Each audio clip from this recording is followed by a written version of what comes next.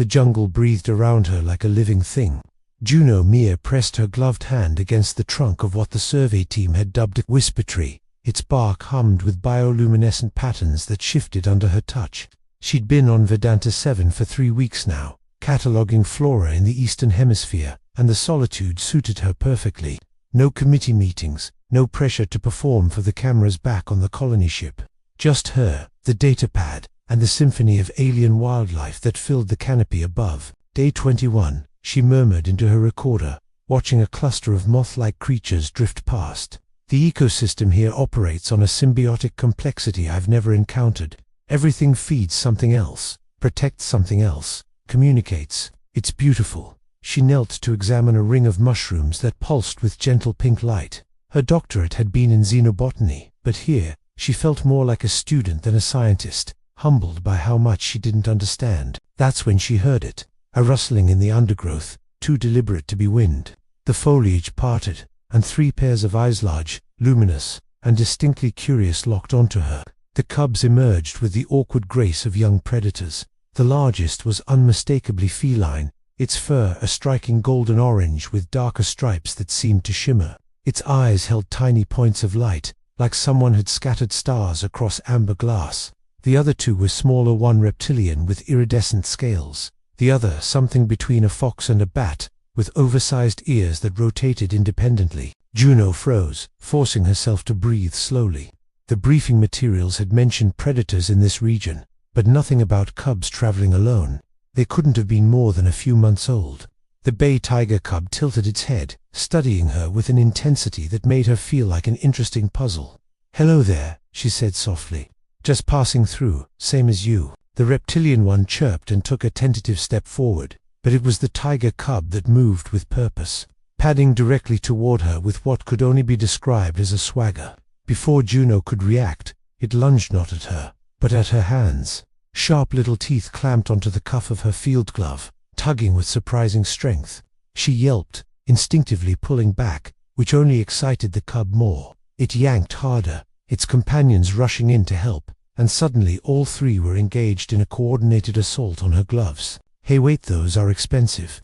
The glove came free with a wet pop, and the tiger cub stumbled backward, prize clenched in its jaws. It looked so absurdly proud of itself that Juno almost laughed.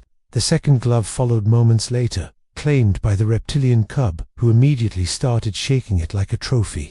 The bat fox was already rummaging through her pack with alarming efficiency. Within seconds, all 3 cubs had scattered into the jungle, gloves and half her equipment dangling from their mouths. The tiger cub paused at the edge of the clearing, glanced back at her, and made a sound that was unmistakably a challenger short, sharp bark. Then it vanished into the green shadows. "You've got to be kidding me," she said to no one in particular. But as she stood there, a strange thought occurred to her.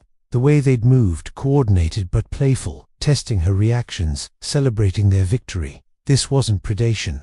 This was play. She'd read about it in mammalian species back on Earth, how young predators learned through games that mimicked hunting. A smile tugged at her lips. "All right then," she said, shouldering her lightened pack. "If it's a game you want, ... She cupped her hands around her mouth and let out her best approximation of a battle cry. From somewhere in the jungle, she heard answering calls, excited, pleased. She started walking in their direction, exaggerating her movements, stomping her feet like a cartoon villain. "I'm coming for those gloves. You hear me? This means war." The absurdity wasn't lost on her. Here she was, a decorated xenobotanist, declaring war on 3 alien children over stolen laboratory equipment. The jungle path ahead showed obvious signs of passage-bent fronds, disturbed soil, and deliberate scratch marks on tree trunks. The cubs were leaving a trail. Every few meters, she found another clue, a scrap of fabric, a pile of leaves arranged in a peculiar pattern, once even a small cairn of stones. They were communicating something, marking territory perhaps. Juno documented each sign with her wrist-mounted camera, unable to resist cataloging this unprecedented behavior. She'd been following the trail for 20 minutes when she almost walked into the first trap. A vine stretched across the path at ankle height, connected to a bent sapling that would have sprung up and covered her in bioluminescent sap. She stepped over it carefully. Clever, she admitted aloud, very clever. The cubs were watching from the canopy, and she made sure to act suitably challenged. The second trap was more elaborate, a covered pit filled with fermented fruit. The third involved a counterweight system that would have dumped a log full of water on her head. Each one was more sophisticated than the last, showing not just intelligence but creativity. Juno felt a strange pride seeing them. These weren't just animals. These were thinking, planning, problem-solving beings. She reached a clearing and found all 3 gloves laid out in the center like offerings, surrounded by a circle of stones. The cubs were nowhere to be seen, but the stillness felt heavy with anticipation. Juno approached slowly. Nothing. She bent to pick up the first glove, and chaos erupted. The cubs burst from 3 different directions simultaneously. But this time, she was ready. She'd been paying attention to their patterns, their communication, how they always attacked from different angles. As they closed in, she dropped flat and rolled to the side. The 3 cubs collided in a confused heap. Before they could recover, Juno scooped up all 3 gloves and sprinted across the clearing, letting out her own victory cry. Behind her, the cubs scrambled to give chase, their calls now tinged with what might have been frustration or respect. She led them on a winding chase through the jungle, using every trick she'd learned from watching them. She ducked under low branches, squeezed through gaps too narrow for their bodies, even laid her own simple trap using vines. All the while, she kept up a running commentary, narrating the pursuit like a sports announcer. Finally, breathing hard, she climbed onto a fallen log and held the gloves high, doing a little victory dance. The cubs emerged more slowly now, their earlier excitement tempered. The tiger cub sat down heavily, cocking its head, those star-flecked eyes studying her with new intensity. It made a soft, questioning sound, and its companions echoed it. Juno understood what had happened. They hadn't just been playing, they'd been testing her. This was how they learned, how they established hierarchy and trust. By engaging in their game and winning fairly, she'd spoken their language, not the sounds they made, but the deeper language of action and reaction. She lowered the gloves slowly and sat down, making herself smaller. "Okay," she said quietly. "I think we're even now." The tiger cub rose and padded forward cautiously. It stopped just out of arm's reach, then carefully lowered its head and placed one paw over its nose, a gesture so clearly submissive that Juno's heart ached. The other 2 followed suit. They weren't surrendering. They were acknowledging an equal. She extended one glove toward them slowly.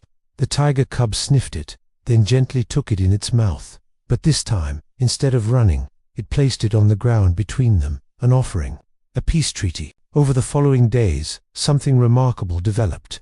The cubs began appearing at her research sites as curious observers. They'd watch her work, mimicking her movements. The tiger cub seemed particularly fascinated by her datapad. The reptilian one had a knack for finding the plants she was looking for. The bat fox proved to be an excellent early warning system, its ears swiveling toward threats long before Juno's equipment detected anything. She started leaving small gifts for them, nutrient bars, pieces of fabric, once even a simple ball she fashioned from compressed leaves. They reciprocated with their own offerings, interesting stones, feathers, once a whole fish nog.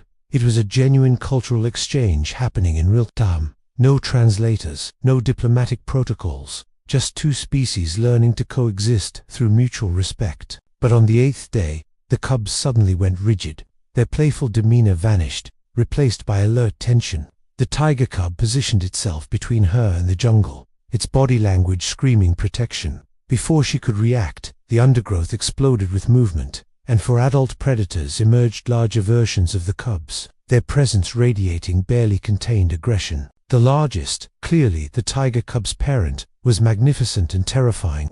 It stood nearly 2 meters at the shoulder, its golden fur marked with scars.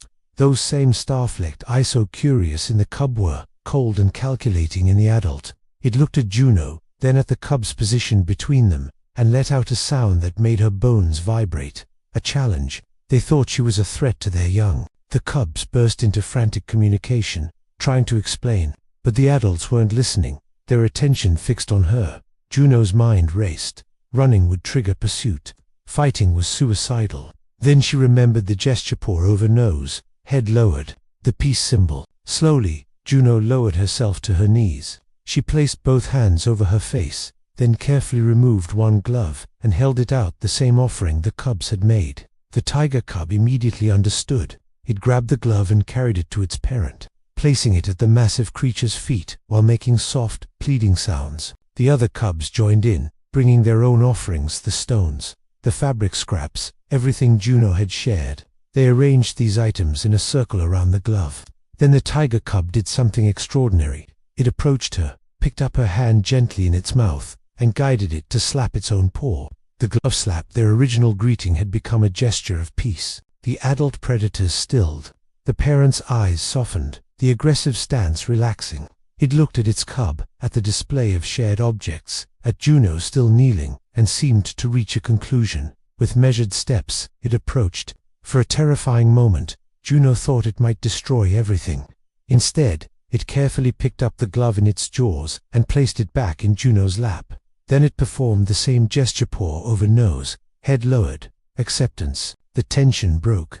The other adults relaxed, and suddenly the clearing was full of predators examining the human with curiosity rather than hostility. The cubs bounced between their parents and Juno, clearly proud, explaining in their musical language the adventures of the past week. Juno remained still, letting them approach on their terms. She was witnessing something unprecedented, a first contact that had succeeded through play and mutual understanding. As the sun began to set, the predator family began to withdraw. But before they left, the tiger cub approached one final time, carrying Juno's glove now covered in marks, scratches arranged in deliberate patterns, and natural dyes forming images, pictures of their games, a record of their friendship. The cub dropped it at her feet, then touched its nose to her hand, the gentlest contact, filled with meaning. "Thank you," she whispered, "for teaching me." The cub chirped softly, then turned and bounded after its family, pausing at the edge to look back once more. Juno raised her hand in farewell, and the cub mimicked the gesture before disappearing. She stood alone, holding the marked glove like the treasure it was. Later, back at camp, she recorded her final entry. "First contact protocols will need revision," she said, turning the decorated glove over. "We approached this world looking for intelligence we could recognize, but intelligence wears many faces. The cubs taught me that today. They saw me as a potential playmate, someone worth understanding on their terms. And when I accepted that invitation, when I chose play over protocol, something beautiful happened." She placed the glove carefully in a preservation case. Outside, the jungle sang its nightly chorus, and somewhere in the darkness, she imagined 3 cubs curled up with their parents, dreaming of the strange creature who'd played war and called it peace.